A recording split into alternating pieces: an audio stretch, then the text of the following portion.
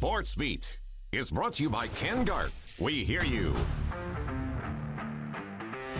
Another exciting Sunday in the NFL, and we have it all covered for you tonight on SportsBeat. Thanks for watching. JJ and Sam with you for the next 45 minutes. Locals in the NFL is on the way, and college football, too. Yeah, you'll hear why Zach Wilson says BYU's win over Houston was a statement win. And how far did they move up the polls? We'll show you that. Plus, the Utes continue fall camp as they prepare for Arizona, and it's already game week for the Aggies. Hey, all right.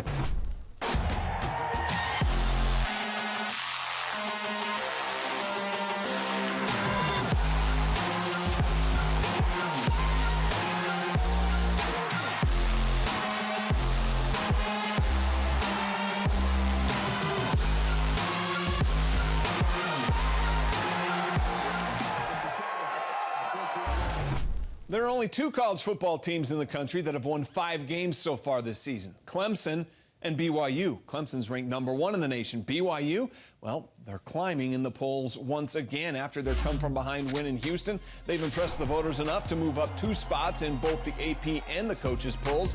BYU tied with Miami for 11th in the coaches' poll. And in the AP poll, they move up to number 12. It's BYU's 6th straight week in the rankings, which is its longest such run since being ranked in the 29 straight polls from 2007 to 2009. Now, this is why the pollsters are taking a liking to BYU. After jumping out to an early lead on Friday night at Houston, the Cougars gave up 23 straight points, but they didn't implode. They responded with some of their most dominant defense of the season and added a 29-0 run to win the game, a game that Zach Wilson says was a statement. Huge win for us. I feel like the statement that we made was that we're a big-time team. You know, average teams, you know, are inconsistent. They can't finish games off, and you know, there wasn't a moment of that tonight. The guys had the same mentality even when adversity hit. We were down, momentum shifted, and you know, so proud of these guys for battling back.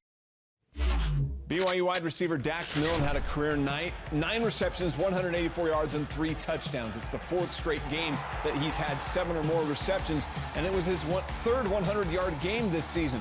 Zach Wilson, who had his first career 400-yard game, has quickly developed an aerial chemistry with Milne.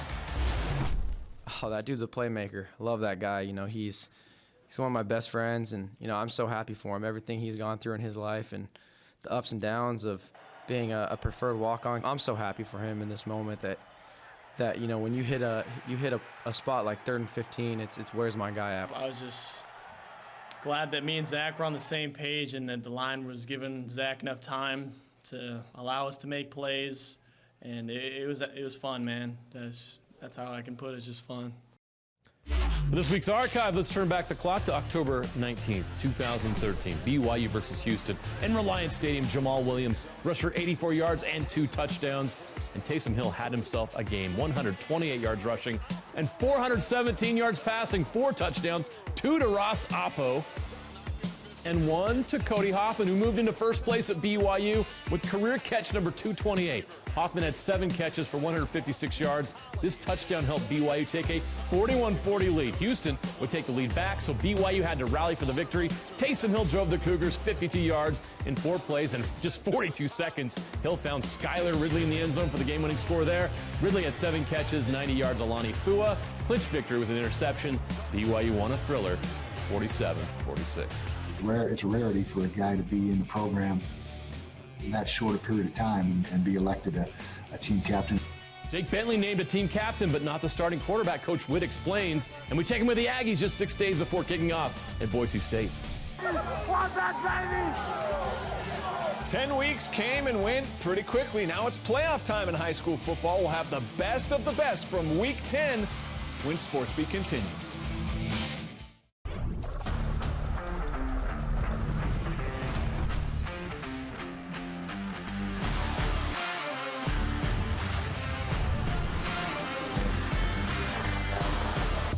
SportsBeat is brought to you by Ken Garth. We hear you.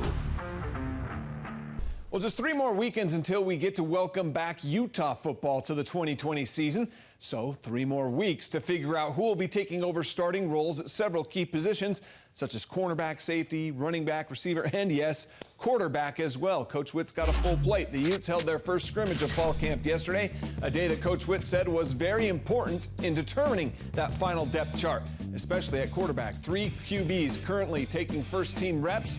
Witt said that'll be trimmed to 2 this week. Senior transfer Jake Bentley, he was voted by his teammates as a captain, but Witt told us not to read too far into that. I thought the players did a nice job electing captains. As always, it's totally up to the players. The first thing I'll say is don't read anything into Jake Bentley being a captain as far as winning the job. That's just what his peers think of him right now, which is a positive. Don't get me wrong, it's a positive thing, but that does not factor in to our decision as far as who's going to be the guy. Okay, so even though Bentley has not earned that job as the starting quarterback, Coach Witt said he's impressed with how quickly he's fit in with his new teammates and how quickly he's gaining their trust. Seems like those are signs of good leadership. It's a rarity for a guy to be in the program that short a period of time and be elected a team captain, and again, without even really knowing if he's a starter, because that's still up in the air. So that speaks to the level of respect that our team has for Jake. He's a mature guy that handles himself exactly like you want a quarterback to handle himself. They're going back to the Mountain West Conference Championship game. Touchdown, Boise State. Inside the 10. What a throw and what a catch. Gerald Bright keeps it alive. Boise State into the end zone again. But Bright walks in. Catch over fade. End zone. Touchdown, Utah State. At one point, we didn't think we'd see a Mountain West football season in 2020. So the fact that the Utah State Aggies kick off the season in just 6 days seems a bit surreal. Well, here we are. It's game week. The Aggies open the season at Boise State Friday, 5 p.m. It'll be televised nationally on Fox Sports 1. The Aggies are coming off a 7-6 season, but they did go 6-2 in conference play, and that road always goes through Boise if you want to win a championship. So the next step for the program, yes, they want that conference title. It's bittersweet, but I'm Mountain West championship or nothing. You know what I'm saying? That's always been the goal ever since I've been here. I'm not worried about the individual accolades, but yeah, Mountain West championship or bust for me. Okay. The game is 6 days away, and the Aggies have not named a starting quarterback, of course. Why should they? As they keep Boise State guessing, we're left to do the same. Offensive coordinator Bodie Reeder explains what Andrew Peasley and Jason Shelley bring to the Aggie offense. He brings a level of experience, competitiveness, and leadership that I think is a big boost for us because we can all learn from that. His level of athleticism on the field is obviously his big attribute. And then Andrew Peasley is a tremendous athlete as well. He has a little bit of a stronger arm. Hasn't played a lot of football, coming off the injury, and then didn't get a spring ball again. So he just needs reps and keep playing and keep playing. He's going to be a great player. All right, the high school football brackets are set and playoffs ready to begin. We'll show you how we got here with the best from Week 10 next. Now we turn our attention to high school football. We made it through the 10-week regular season as hard as COVID-19 tried to stop it. The final week before the playoffs came with the region title on the line. Yeah, Region 1, the Roy Royals ranked number 4 in our Game Night Live power rankings, and they had that 8-0 record. A win over Weber would give them an outright Region 1 title. The game was actually put on hold for a week due to positive COVID-19 tests in the Roy program as well. So which team would show signs of rust? It was not Weber. Off to a red-hot start, Jake Lindsay to Spencer Hall, 7-0 Warriors. Then they block a kick. Cannon DeVries, 65 yards. Little Weddle going for 6. It's 14-0 Warriors. Jake Lindsay takes a turn, 44-yard keeper to up the lead to 21-0. The route was on. Then DeVries on the offensive side, 47 yards for the touchdown. Weber wins 35-8. Both teams finished 6-1 in region play. Skyridge taking on Westlake Wednesday night. Falcons quarterback McKay Hillstead is the dictionary definition of a dual-threat quarterback, spinning into the end zone for a touchdown. And what kind of sorcery is this? Hillstead with a 42-yard touchdown run, 3 touchdowns on the ground and in the air. They win big, 71-13. Sixth-ranked American Fork on the road against number 1 Corner Canyon. Second quarter, Maddox Madsen on the draw play hammers his way in for an 8-yard score. Caveman in a 1-score game at the half with the Chargers. In the third quarter, Chargers slammed the door, though. Jackson Dart to Dylan Carlson for the 48-yard touchdown. Noah Kerr set the state record for receptions in a career in that game. Dart threw 6 touchdowns. Corner Canyon wins 53-32. Second-ranked Lone Peak was hosting number 11 Pleasant Grove. PG was up 7-3 at the half, but the wheels fell off the wagon in the second half. After a muff punt by the Vikings, Lone Peak's Luke Durfee takes it up the middle. Knights would get an interception, and then on the next drive, there's Durfee again, 13 yards out.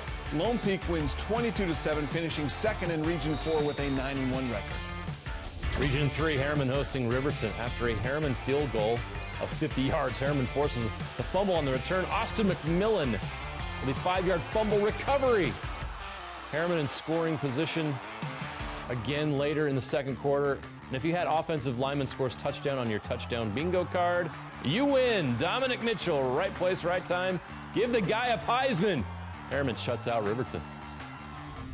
The Panthers of West have won 5 of 6, including an upset of Kearns last week. Granger, the opponent. Opening drive and special teams sets the tone for the Panthers. Block punt recovered by Dallas Vakalahi leads to a touchdown for Carson Lapati.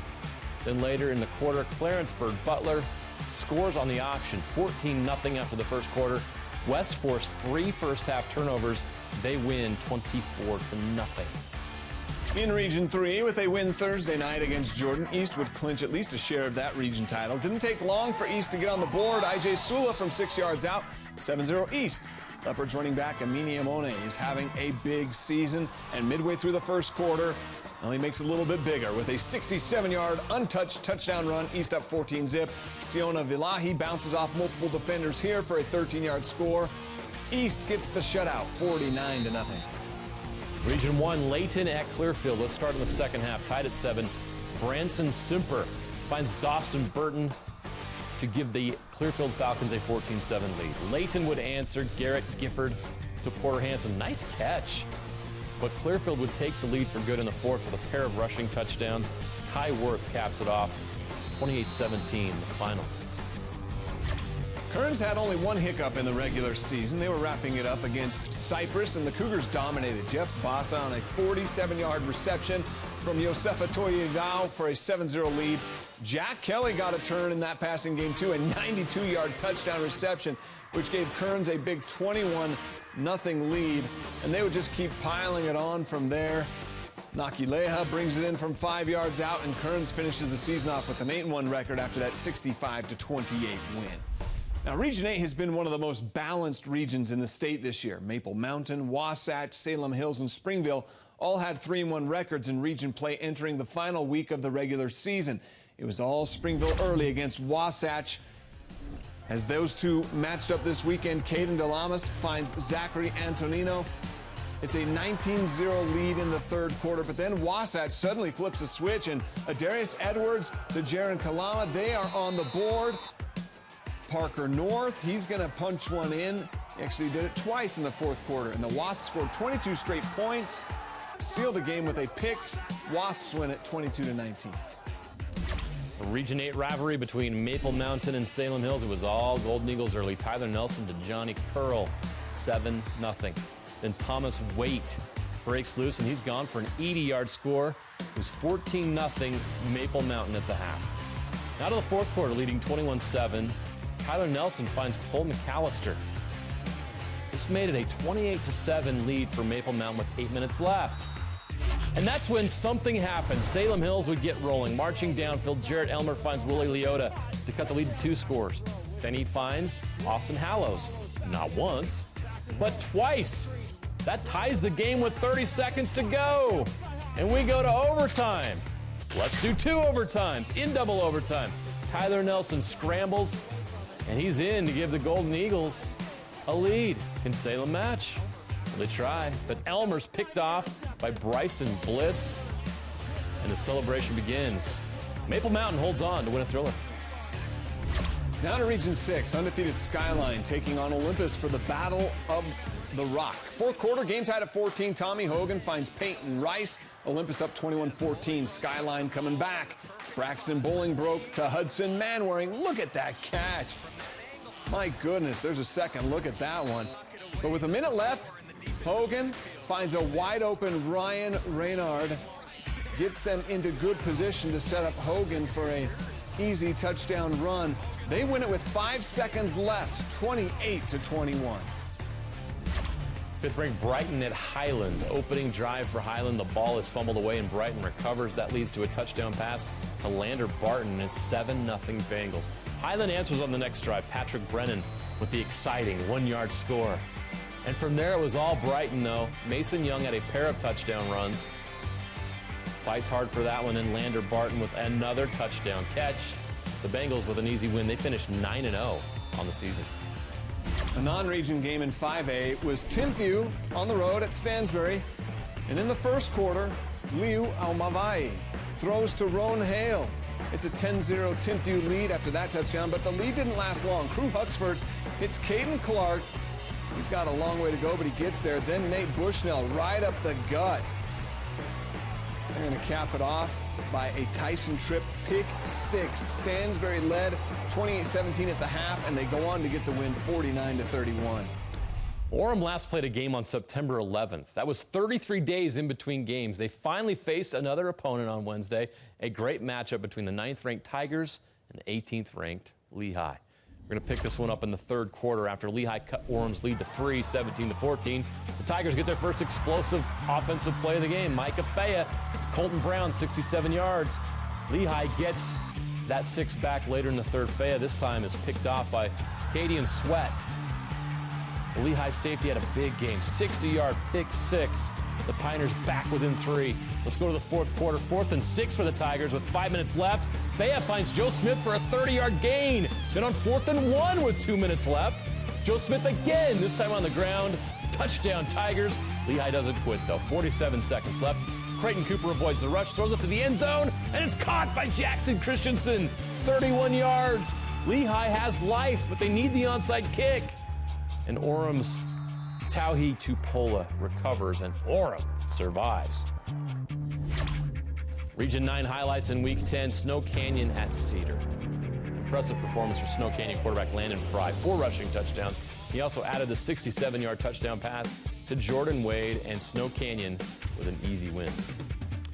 The Iron Horse game between Ogden and Ben Logan had one play that really stood out. Ogden's Isaac Wilson gets the interception, and as he returns it, he's going to get taken down around midfield, but does he ever touch the ground? He rolls over 2 tacklers, stands right back up, and keeps going. There was never a whistle, and he knew he never touched the ground. A 70-yard pick 6. Tigers get the win 32-24.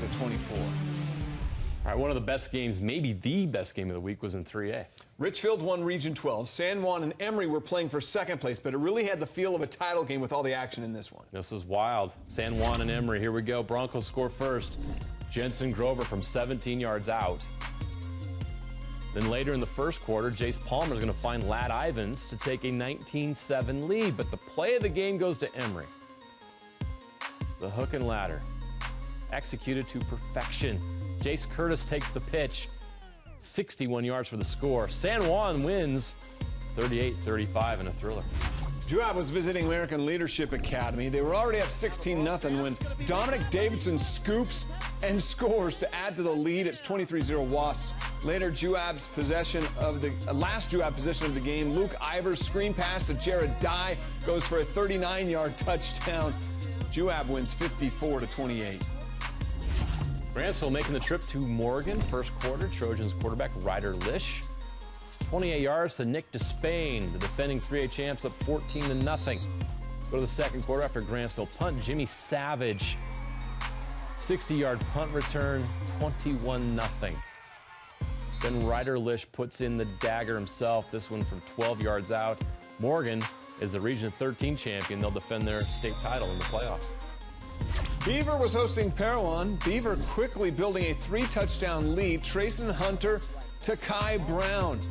Parowan gets on the board with a pretty nice play here in the third. Nicholas Goodman, look at that catch for the touchdown from Hutch Miller. Cuts the lead to 14. They would score no more, though. Beaver's win streak continues. 35-7 the win. They've won 23 straight. I don't think they'll ever lose again.